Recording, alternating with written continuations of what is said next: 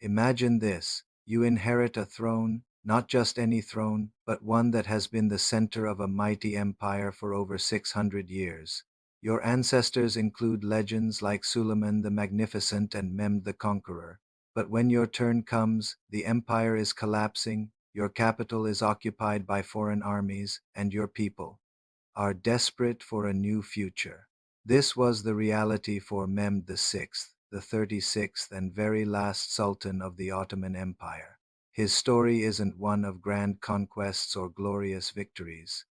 It's a tragic tale of a man caught in the crosscurrents of history, a ruler who watched his ancient dynasty crumble before his very eyes. How did it all come to this? What choices did he make in the face of impossible odds? Today, we are diving deep into the dramatic final chapter of the Ottoman Empire and the reign of its last sovereign, Sultan Mehmed Vahideddin. Mehmed VI ascended to the throne on July 4, 1918. He was 57 years old, the younger brother of the previous three sultans. He had spent most of his life in the gilded cage of the imperial palace, watching from the sidelines as the empire lurched from one crisis to another. He came to power just 4 months before the end of World War I, a conflict that the Ottoman Empire had entered with high hopes but was now losing disastrously. The once feared Ottoman armies were in full retreat on all fronts. The economy was in ruins, and the multi-ethnic fabric of the empire was tearing apart. The mood in the capital, Istanbul, was one of dread and uncertainty. Mehmed inherited a sinking ship in the middle of a hurricane. From the very beginning, Mehmed was determined to save his dynasty and what was left of his empire. He was an intelligent and experienced man, but he was also a product of the old system. He believed in the absolute authority of the Sultan and the Caliph, the spiritual leader of the Muslim world. His primary goal was to secure the most favorable peace terms possible from the victorious Allied powers Britain, France, and Italy. He dissolved the parliament, which was dominated by the Committee of Union and Progress, the very political party that had dragged the empire into the war. He hoped that by distancing himself from the wartime government, he could convince the Allies that a new, more cooperative regime was in charge. This was a massive gamble. On October 30, 1918, his government signed the Armistice of Mudros. The terms were harsh, essentially a complete surrender. The Ottoman army was to be demobilized, and the Allies were given the right to occupy any strategic point in the empire if they felt their security was threatened. This vague clause was a ticking time bomb. Within weeks, Allied warships sailed up the Bosphorus and dropped anchor in front of the Dolmabahce Palace for the first time. Since 1453, Istanbul was under foreign occupation. French and British troops patrolled the streets, a daily humiliation for the city's inhabitants and a stark symbol of the Sultan's powerlessness. Mehmed VI was now effectively a prisoner in his own capital. While the Sultan's government in Istanbul tried to cooperate with the Allied occupiers, a new force was rising from the ashes in Anatolia, the Turkish heartland. A war hero named Mustafa Kemal, who had distinguished himself at the Battle of Gallipoli, was refusing to accept the defeat. He saw the Sultan's policy of appeasement as a betrayal of the nation. He believed that the only way to save Turkey was not through diplomacy with the occupiers, but through armed resistance. In May 1919, Mustafa Kemal was sent to Anatolia, officially to oversee the demobilization of the remaining Ottoman army units. But he had other plans. This was the spark that would ignite the Turkish War of Independence. Once in Anatolia, Mustafa Kemal began organizing a national resistance movement. He called for the creation of a new government, separate from the Sultan's authority in occupied Istanbul. He and his followers, known as the nationalists, declared that sovereignty belonged to the Turkish nation, not to an individual monarch. This was a direct challenge to Mehmed V's legitimacy. The Sultan's government, under pressure from the Allies, condemned Mustafa Kemal as a rebel and even issued a death warrant for him. The empire was now split in two. the Sultanese government in Istanbul and the nationalist movement in Ankara. A civil war was brewing alongside the fight against foreign powers. The final nail in the coffin for the Sultan's authority was the Treaty of, signed in August 1920. The terms were even more brutal than anyone had imagined.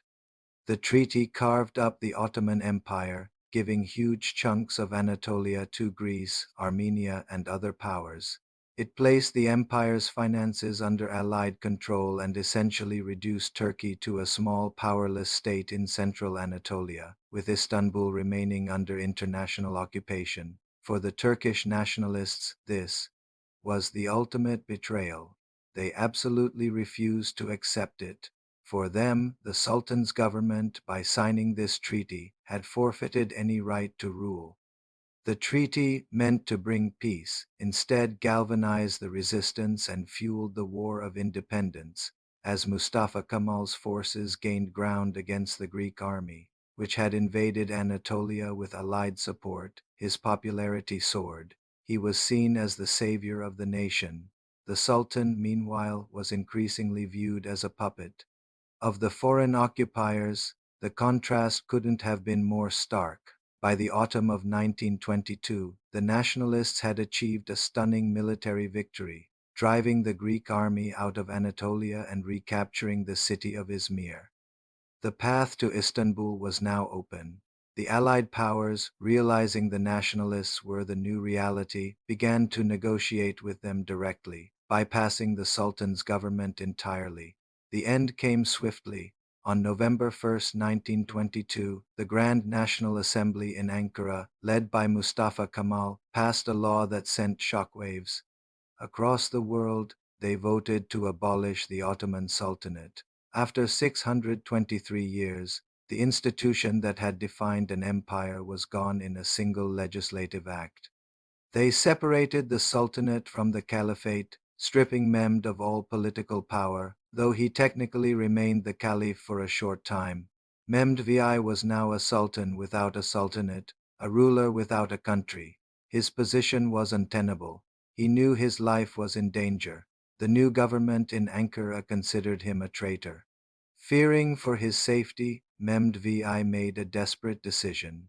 In the early morning hours of November 17, 1922, he sent a secret message to the British military commander in Istanbul.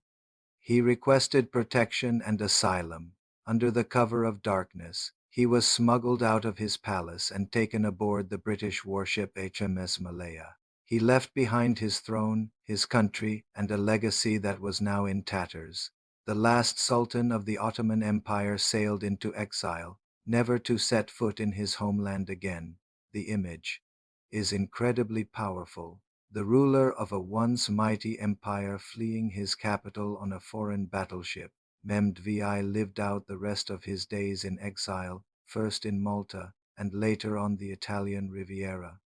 He died in Sanremo, Italy, in 1926, just 4 years after leaving Istanbul.